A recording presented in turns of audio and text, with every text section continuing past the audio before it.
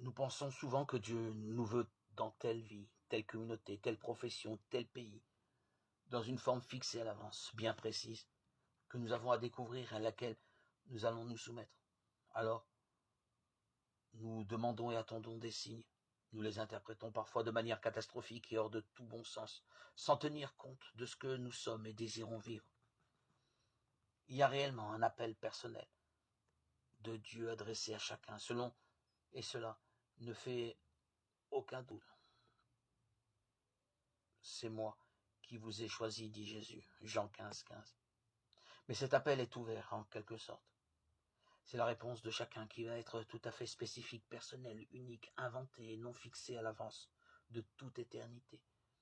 La réponse que nous allons donner à Dieu n'est inscrite nulle part, ni dans le livre de vie, ni même dans le cœur de Dieu, sinon comme une attente et une espérance.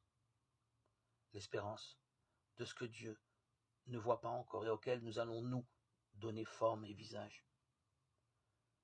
La volonté de Dieu n'est pas d'abord que tu choisisses ceci ou cela, c'est que tu choisisses toi-même au terme d'une réflexion loyale, libérée de l'égoïsme comme de la peur, la manière la plus féconde, la plus heureuse de réaliser ta vie, compte tenu de ce que tu es, de ton passé, de ton histoire, des rencontres que tu as faites.